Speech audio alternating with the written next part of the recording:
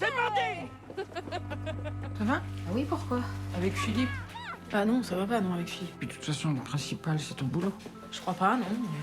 Mais tout va bien, de ce côté-là. Ah non, ça va pas non plus de ce côté-là, tu vois. Fermez les yeux. Relaxez-vous. Concentrez-vous. Que voyez-vous, là, maintenant? On est dans quelque chose où à la fois on est toujours dans ce transfuge de classe de ceux qui restent, ceux qui partent de là où ils sont nés. On suit le personnage d'Hélène qui, à la suite d'un burn-out, va finir par rentrer chez elle dans sa province du côté de l'Est pour retrouver ses racines, retrouver sa mère à Épinal. Nicolas Mathieu, l'auteur du roman, est spinalien. Il y a déjà une adaptation du roman au scénario, puis ensuite il y a une écriture entre le scénario et le moment du tournage, et ensuite il y a une nouvelle écriture au moment du montage. Donc de là à dire que le film ressemble au roman, je ne sais pas. Après, dans un livre, on a toujours un point de vue différent, on a chacun une lecture différente d'un livre. Donc on va s'attarder sur quelque chose qui nous touche davantage, sur quelque chose qui nous parle. Et là, il a bien fallu faire le tri pour que ça s'adapte à la vision d'Alex Lutz. C'est comment on négocie avec ses parents, comment on négocie avec le temps qui passe, avec la nostalgie qui nous rattrape toujours, avec les déceptions, les désillusions, comment on essaye de retrouver une forme de liberté à travers une histoire d'amour, ou peut-être pas une histoire d'amour, mais avoir en tout cas la sensation que qu'une possibilité d'une île, c'est vrai que c'est joli ce qu'il disait, existe, que quelque chose nous attend finalement. Et puis c'est le moment aussi où tu fais le compte de ce que tu as réussi, de ce que tu as raté, de ce qui en valait la peine, ce qui n'en valait pas la peine. Sans pour autant que ça puisse pas évoluer. Hein. On va pas se dire que à 40 ans, tu fais le bilan de ce que tu as loupé. Non, mais à 40 ans, tu es bien obligé de te rendre compte de ce que tu as accompli et de ce dont tu es fier de toi et ce que tu as, peux et le regret que tu as.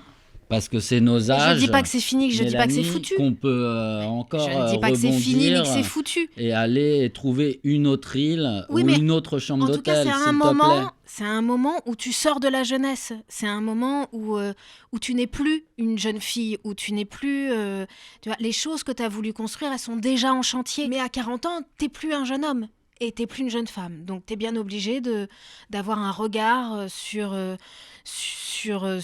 ces années déjà perdues, quoi. C'est comme ça. En plus de la crise existentielle que tu te tapes quand t'as 40 balais, qui est assez inévitable. Mais c'est vrai que c'est pas facile de revivre ces choses-là à 40 berges. Tu peux pas me dire les choses? Bah parce que c'est toi qui pars. On était putain. Pas très dégourdi.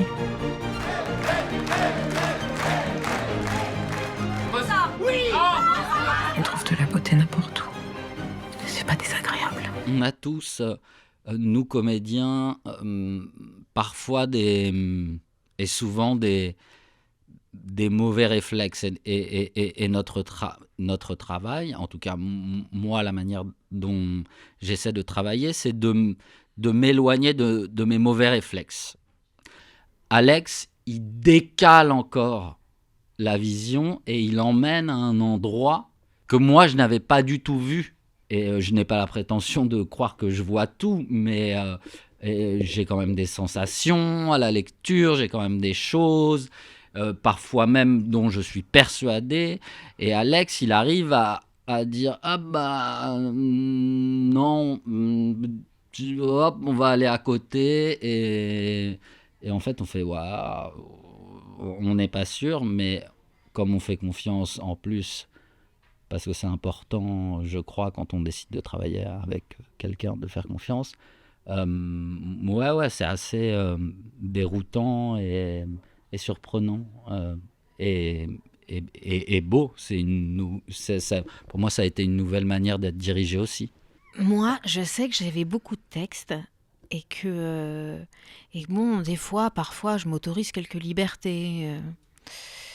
Bon, et ben là, il s'agissait pas de prendre cette liberté-là. En tout cas, il fallait pas la trouver à cet endroit-là, de changer le texte ou de changer un mot. Donc il y avait une rigueur dans son texte qu'il fallait vraiment tenir au cordeau. Donc il avait une façon de me diriger où chaque mot, je l'entendais, je le comprenais. Et puis cette liberté, cette façon de tourner, cette caméra qui nous suit inlassablement en permanence, de face, de dos, de profil, mais qui nous accompagne tout le temps, ça nous donne un élan dans le jeu, quoi, où ça triche pas. Il entend tellement son film de la façon dont il doit... de la façon dont on doit le percevoir, dont on doit se le prendre dans la figure, de ce qui doit nous percuter, de ce qui doit nous interroger, toutes ces choses-là, il est extrêmement précis. Moi, je trouve ça formidable, hein. Il n'y a rien de mieux que d'avoir quelqu'un de précis pour nous diriger. Il faut qu'il y ait un cadre pour pouvoir trouver d'autres choses qu'on trouve pas au premier abord, quoi.